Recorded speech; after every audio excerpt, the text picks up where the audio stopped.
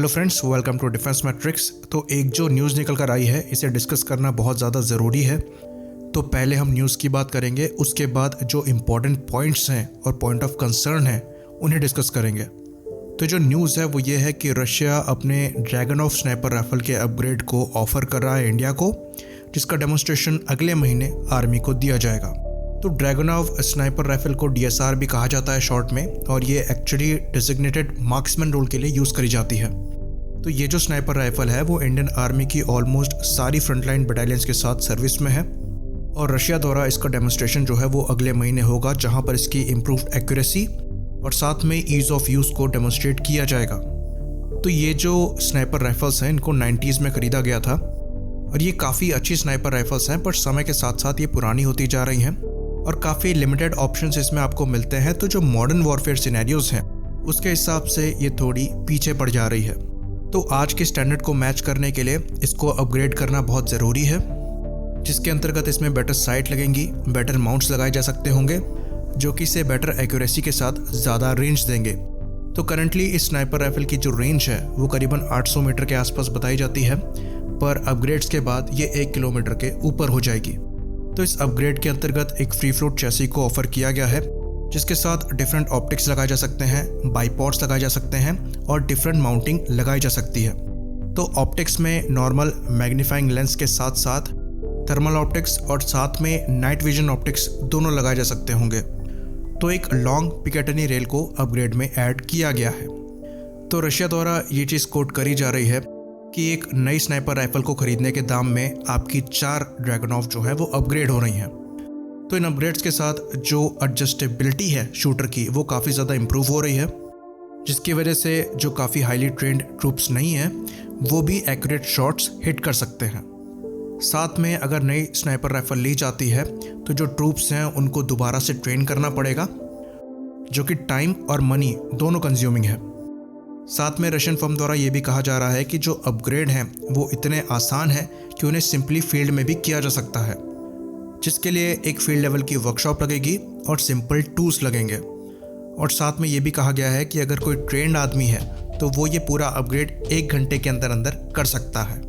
तो Indian army द्वारा इस अपग्रेड में क्यूरियोसिटी शो करी गई, जिसको लेकर एक प्रेजेंटेशन दी गई मई में। बाकी इसका जो डेमोन्स्ट्रेशन है वो जुलाई में होगा।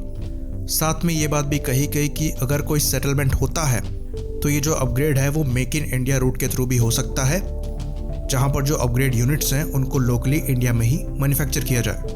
तो यहाँ तक तो जो न्यूज़ निकल कर सामने आई है वो है। तो अब थोड़ा पास्ट में जाते हैं और चीज़ों को समझने की कोशिश करते हैं। तो इंडियन आर्मी द्वारा पहले से ही जो ड्रैगन स्नाइपर राइफल है उनके अपग्रेड देखे जा रहे हैं, तो हम इन्हें शॉर्ट में DSR कहेंगे। तो इंडियन आर्मी की जो नॉर्दर्न कमांड है वो रिक्वेस्ट फॉर प्रपोजल के साथ आई थी करीबन 90 पीसेस को अपग्रेड करने के लिए, और आर्मी के पास टोटल 6000 से 7000 पीसेस हैं। तो ये जो gas operated short stroke piston rifle हैं इन्हें 1950s में डिज़ाइन किया गया था। तो ये काफ़ी रगेड और रिलायबल वेपन है, इसके बारे में हमें बताने की ज़रूरत नहीं है। इस गन की जो इफेक्टिव रेंज है वो करीबन 800 मीटर के आसपास बताई जाती है, पर ज़्यादातर गनें जो इंडियन आर्मी की सर्विस में है वो स्टैंडर्ड है। खाली स्पेशल फोर्सेस की जो ड्रैगन हैं वो थोड़ी मॉडिफाइड हैं। तो स्टैंडर्ड गन में खाली 4 टाइम मैग्नीफिकेशन स्कोप है, और उसको छोड़कर इसमें कुछ लगाया नहीं जा सकता। तो कोई डिफरेंट माउंटिंग्स नहीं हो सकती। इसका मतलब ये है कि जो थर्मल साइट्स हैं और नाइट विजन साइट्स हैं वो इसमें नहीं लगाई जा सकती, यानी कि इसमें इनलाइन क्लिप नहीं है, तो डे साइट और नाइट साइट साथ में काम नहीं कर सकती। साथ में लेज़र डेजिग्नेटर वगैरह भी आप नहीं लगा सकते, और जो एडजस्टेबिलिटी है वो भी पुअर है। साथ में प्रॉपर स्टेबिलिटी के लिए बाईपॉड वगैरह भी नहीं लगा सकते। बाकी इसमें वुडन बट स्टॉक भी है, तो जो रिकॉयल है वो अलग। तो इंडियन आर्मी को नई स्नाइपर राइफल चाहिए थी, क्योंकि इनकी जो एबिलिटी है वो आजकल के सिनेरियो को मैच नहीं कर पा रही है। लेकिन जो इंडियन आर्मी की DSR है, यानी कि ड्रैगन स्नाइपर राइफल्स हैं, इनके बैरल से ईजिली 7000 राउंड्स जो हैं वो फायर किए जा सकते हैं। पर ज़्यादातर जो गनें इंडियन आर्मी की सर्विस में हैं उन्होंने 3000 राउंड भी फायर नहीं किए हैं, यानी कि इनमें काफ़ी ज़्यादा लाइफ बची है। तो फिलहाल के लिए ये डेजिग्नेटेड मार्क्समैन राइफल के तौर पर यूज़ करी जा रही है, पर एक बार अपग्रेड होने के बाद जब इसकी रेंज 1 किलोमीटर के ऊपर हो जाएगी तो ये काफ़ी लीथल स्नाइपर वेपन की तरह काम करेगी। तो इंडियन आर्मी द्वारा लॉन्ग रेंज की स्नाइपर राइफल्स भी ली जा रही हैं, जिसमें लेटेस्ट में हमने साको TRG को देखा है, बेरेटा स्कॉर्पियो TGT को देखा है और बेरेट M95 को देखा है। तो साको TRG और बेरेटा स्कॉर्पियो TGT ये दोनों .338 लैपो मैग्नम राउंड्स को यूज़ करते हैं और लॉन्ग रेंज की स्नाइपर राइफल्स हैं। वहीं पर बात करें बेरेट M95 की, तो ये 12.7 बाई 99 मिलीमीटर के राउंड फायर करने में सक्षम है और ये एंटी मटीरियल राइफल की कैटेगरी में आती हैं। तो ये जो स्नाइपर राइफल्स हैं ये काफ़ी लॉन्ग रेंज की स्नाइपर राइफल्स हैं और मीडियम से लेकर इंटरमीडिएट कॉम्बैट में इनको यूज़ करना एक ट्रेंड स्नाइपर के साथ सेंस नहीं बनाता है। जहाँ पर आपको 500 से 800 मीटर की रेंज में टारगेट को शूट करना हो, वहाँ पर आप 2000 मीटर की रेंज तक शूट करने वाली स्नाइपर को नहीं ले जाएंगे। तो इन ड्रैगनऑफ की जो सर्विस सिग्निफिकेंस है वो अभी भी काफ़ी ज़्यादा है और इनको अपग्रेड करना ज़रूरी है। तो अब तक हमको ये बात समझ में आ गई कि इसके जो अपग्रेड हैं वो काफ़ी ज़्यादा ज़रूरी हैं।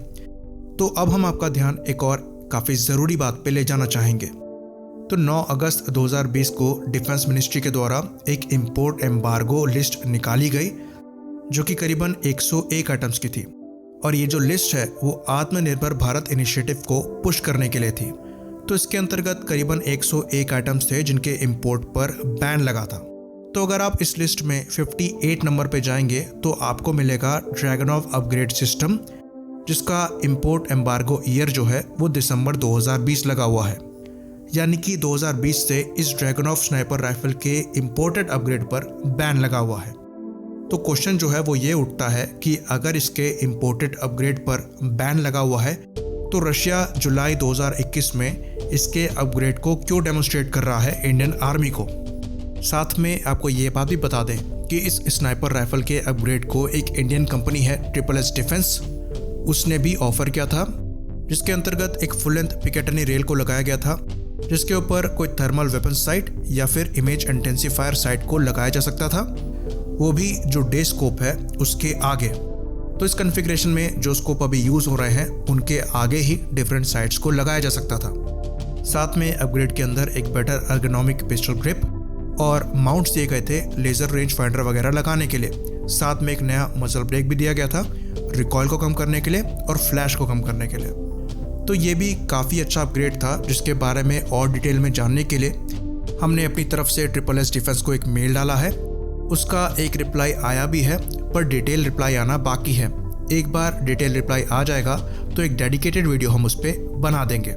तो एक अच्छा खासा अपग्रेड जो है वो SSS डिफेंस के द्वारा ऑफर किया गया है, लेकिन ये बात और है कि हो सकता है आर्मी कहीं पर सेटिस्फाइड ना हो, जिसमें जेन्युइन रीज़न भी हो सकते हैं पर चीज़ों पर काम किया जा सकता है।